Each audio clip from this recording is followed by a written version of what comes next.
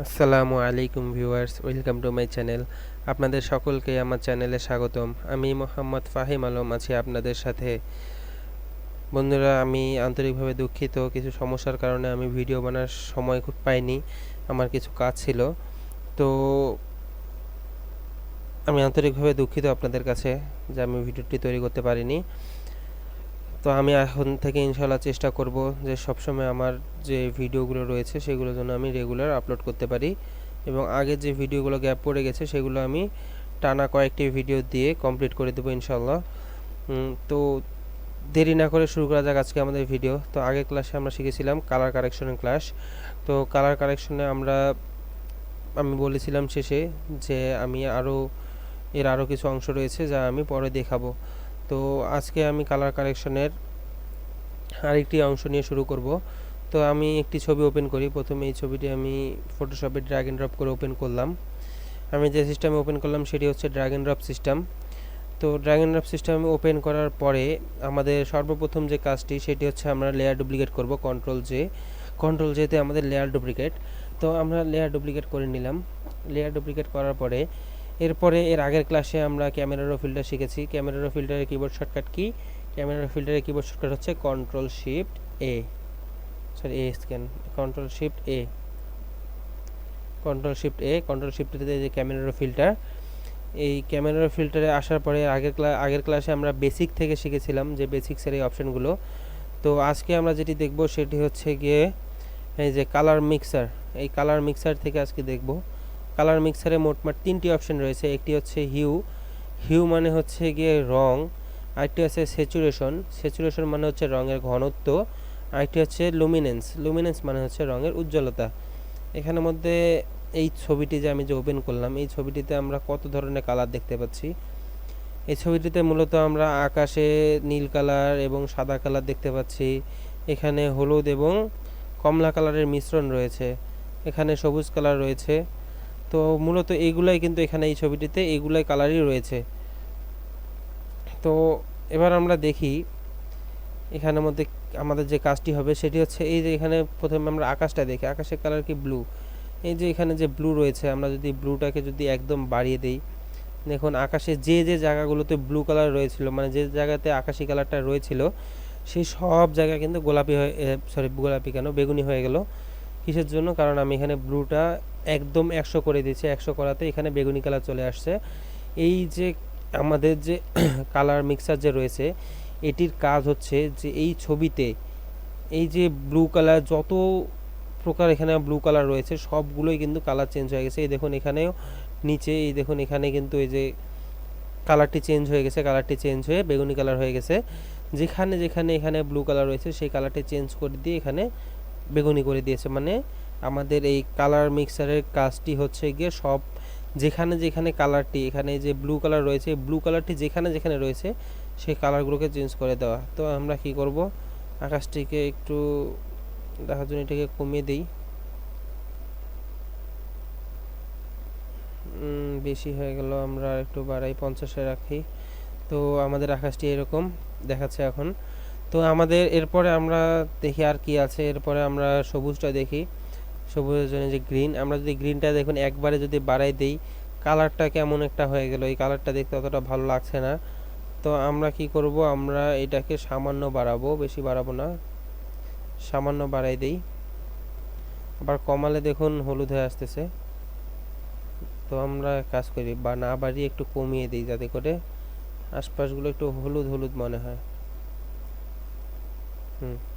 তো এরপরে আমাদের এখানে আর কি কি কালার দেখতে পাচ্ছি। এরপরে আমরা এখানের মধ্যে হলুদ, তারপরে কমলা, এরকম কালার দেখতে পাচ্ছি। তো আমরা এখানে হলুদটাকে একটু বাড়িয়ে দেখি।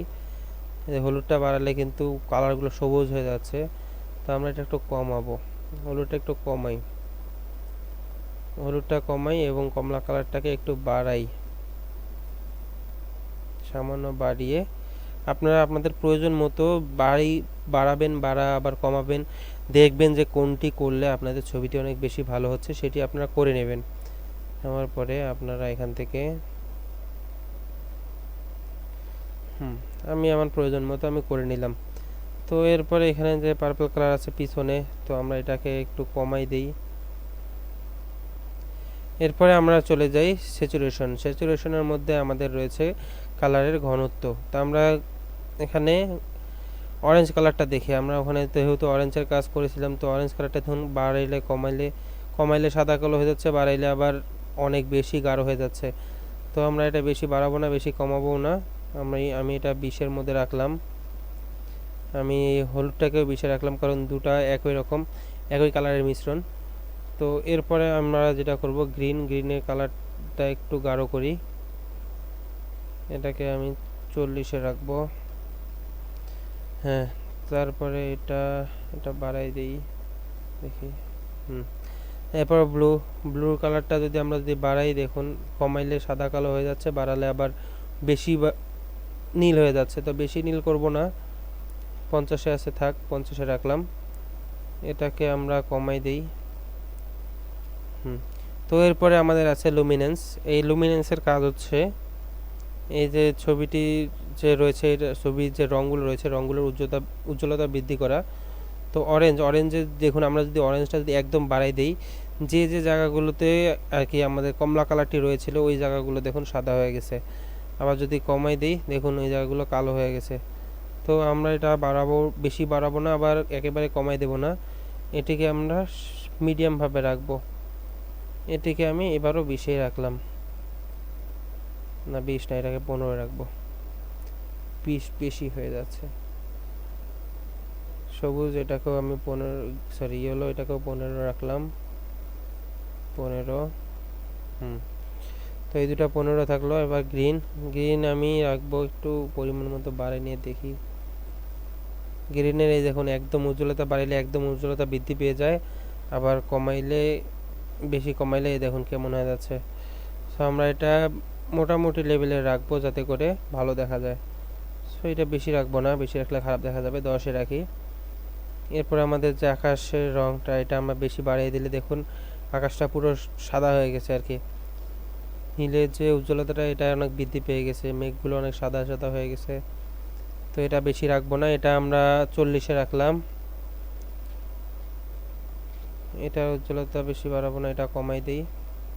এর ফলে এই জায়গাগুলো একটু ছায়া ছায়া ভাব থাকবে। তো এরপরে আমরা কি করব, এরপরে আমরা ওকেতে ক্লিক করব। ওকেতে ক্লিক করলে এটা হচ্ছে আমাদের এখনকার ছবি, এটা হচ্ছে আমাদের আগের ছবি। তো আমি আরও কিছু কাজ করি, কন্ট্রোল শিফটে ক্যামেরার ফিল্টার। এবার আমরা আরেকটু বেসিক্সের কাজগুলো করি। বেসিক্সের এটাকে আমি একটু বাড়াই দেই, এটাও একটু বাড়াই দেই। হাইলাইটটাকে একটু কমাই, তারপরে ব্ল্যাকটা একটু এটা বাড়াই দিই যাতে করে কালো ভাবটা দূর হয়ে যায়। শ্যাডোটাকেও একটু বাড়াই দিলাম। তারপরে ছবিটি ক্লিয়ারের জন্য আমরা এটাকে একটু বাড়াই দেব, 10 করে দেই। এটাও একটু বাড়াই দেই, এটাকেও 10-এ রাখি। তারপরে কালারের একটু ঘনত্ব বৃদ্ধির জন্য এটা একটু বাড়াই দেই,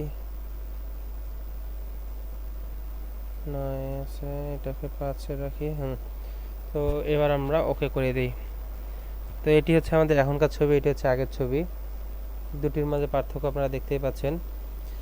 তো এরপরে আপনারা যেটা করবেন সেটা হচ্ছে বিফোর আফটারের জন্য আপনারা ইমেজে যাবেন। এখান থেকে যে ক্যানভাস সাইজে গিয়ে পিক্সেল আছে, পিক্সেলটাকে ইঞ্চিতে রূপান্তর করে এটা ডবল করে দেব। এখানে আমাদের 26 আছে, 26 দুগুণ 52 হয়, তো আমরা 52 দেবো না, আমরা 53 দেবো, যেহেতু পয়েন্ট রয়েছে। তো 53 দিয়ে ওকে। এবার আমরা এটাকে জায়গা মতো সেট করে বসিয়ে নিয়ে এটাকে আমি এই সাইডে রাখলাম, নিচের লকটাকে খুলে দিয়ে এটাকে আমি এই সাইডে রাখলাম। তো দুটি ছবি দেখুন, এটি ছবি হচ্ছে উজ্জ্বল, আমি যেটি করলাম, আর এটি হচ্ছে আগের ছবি। তো এইভাবে আপনারা এই ছবিকে বিফোর আফটার করবেন। বিফোর আফটার করার পরে আপনারা এইভাবে ছবিকে নিয়ে ছবিটাকে সেভ করবেন আপনারা আপনাদের ইচ্ছা মতো। আমি দেখিয়ে দিয়েছিলাম। ছবি সেভ করার জন্য আপনারা চাইলে কিবোর্ড শর্টকাটও ইউজ করতে পারেন, আবার যদি কিবোর্ড শর্টকাট যদি খুব কঠিন মনে হয় সেক্ষেত্রে আপনারা ফাইলসে যাবেন। ফাইলসে গিয়ে এখানে সেভে কপিতে যাবেন। কপিতে গিয়ে এখানে সাইডে দেখুন কিবোর্ড শর্টকাটগুলো দেওয়াই আছে। এখানে সাইডে এই যে কিবোর্ড শর্টকাটগুলো দেওয়াই আছে, প্রতিটারই কিবোর্ড শর্টকাটে যে দেওয়া আছে। আপনারা চাইলে এখান থেকে কিবোর্ড শর্টকাটগুলো ধীরে ধীরে মুখস্থ করেও নিতে পারেন, আপনাদের ইচ্ছা। তো তো এরপরে আপনারা চাইলে এই যেখানে ফাইল থেকে এই যে এখান থেকে সেভ এ কপি, আপনারা সবসময় ফাইল থেকে যদি সেভ করতে চান সেভ এ কপি কন্ট্রোল অল্টার এসে ক্লিক করলে আপনাদের এই যে সেভ এ কপির এইটা আসবে। আসার পরে আপনারা এখান থেকে জেপিইজি ছবি আকারে সেভ করতে চাইলে জেপিইজি, আর অন্যান্য কাজের ক্ষেত্রে আমি পরে দেখিয়ে দেবো। আরও অন্যান্য ফরম্যাট আছে যেগুলো অন্য কাজের ক্ষেত্রে লাগবে, সেগুলো আমি ধীরে ধীরে দেখিয়ে দেবো। তো জেপিইজি দিয়ে সেভে ক্লিক করলে সেভ হয়ে যাবে। তো আরও একটা মাধ্যম আছে, আপনারা চাইলে কন্ট্রোল অল্টার শিফট এসে যদি ক্লিক করেন সেক্ষেত্রে আপনাদের সামনে এরকম একটি বক্স ওপেন হয়ে যাবে।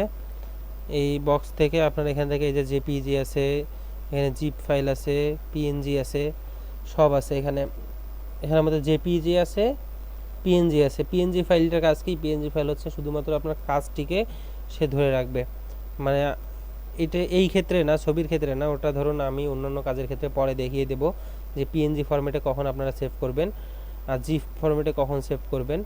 তো আমি এখানের মধ্যে যেহেতু ছবি আকারে চাচ্ছি, তো ছবি আকারে যে জেপিইজি এই ফরম্যাটটি নিলাম, এখানের মধ্যে ম্যাক্সিমাম দিলাম, এটার কোয়ালিটি হবে 100 দিয়ে আপনারা এখান থেকে যে সেভে ক্লিক করলে আপনারা এখান থেকে কোথায় সেভ করতে চান সেখানে আপনারা সেভ করে নিতে পারেন। তো এইভাবে আপনারা এটি সেভ করবেন। তো আজকে আমি এতটুকুই রাখছি। আপনারা সকলে ভালো থাকবেন, সুস্থ থাকবেন। দেখা হচ্ছে নেক্সট ভিডিওতে। আমি ইনশাল্লাহ আজকেই আপনাদের আরেকটি টপিকস নিয়ে আলোচনা শুরু করব। আজকের মাঝে আমি ভিডিওটি দিয়ে দেব। তো আপনারা সকলে ভালো থাকবেন, সুস্থ থাকবেন। দেখা হচ্ছে নেক্সট ভিডিওতে। সকলে ভালো থাকেন। আল্লাহ হাফেজ। আসসালামু আলাইকুম।